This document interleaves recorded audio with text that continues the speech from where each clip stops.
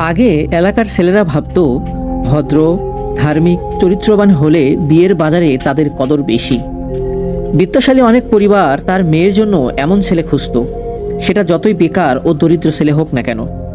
তারা জানতো এমন একটা ভালো ছেলের হাতে মেয়ে দিলেই মেয়ে সুখী হবে। কিন্তু এখন ছেলেরা জানে প্রতিষ্ঠিত হলে বিয়ের বাজারে তার কদর বেশি। সে প্রতিষ্ঠিত হবার আগে প্রেম, জিনা যাই করুক, সে টাকার জোরে ভালো মেয়ে পাবেই।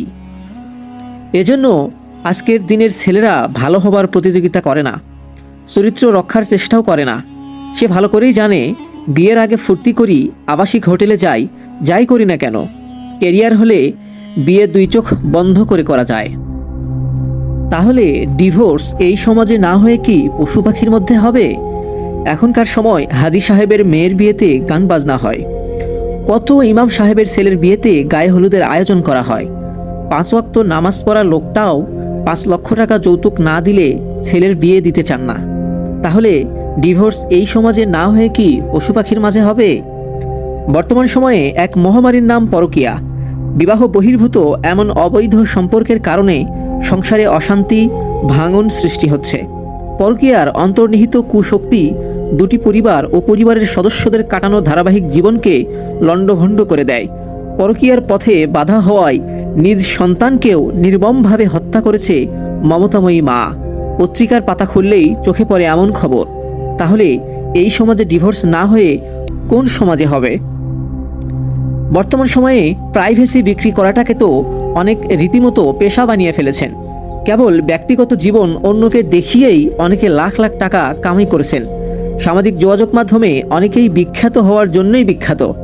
তারা যতবার প্রেমে পড়েন, বিচ্ছেদ হয়, সন্তান নেন, বিয়ে করেন, তত বেশি ভাইরাল হন, আলোচনায় থাকেন, জনপ্রিয়তা বাড়ে, ইনস্টাগ্রামে অনুসারী বাড়ে। দিন শেষে ভাইরাল হওয়াটাই যেন শেষ কথা। তো এই সমাজে বিচ্ছেদ না হয়ে কি পশু পাখির মধ্যে হবে?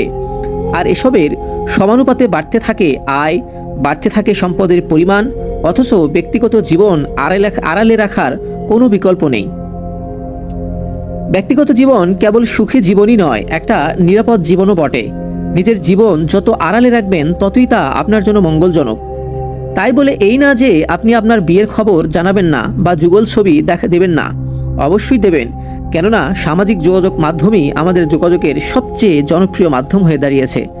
দেশ বিদেশের নানা প্রান্তের বিভিন্ন আত্মীয় স্বজনের খোঁজখবর আমরা এই সামাজিক যোগাযোগ মাধ্যমের ভেতর দিয়েই পাই। আপনি কি উদ্দেশ্যে ব্যক্তিগত জীবন সামনে আনছেন সেটি গুরুত্বপূর্ণ ব্যক্তিগত জীবন কতটা দেখাবেন আর কতটা নিজেদের কাছে রাখবেন, তার একটা সুস্থ ও সুন্দর ভারসাম্য রাখা। আল্লাহ সুবহানাহু ওয়া তাআলা আমাদের সকলকে বোঝার তৌফিক দান করুন, আমিন।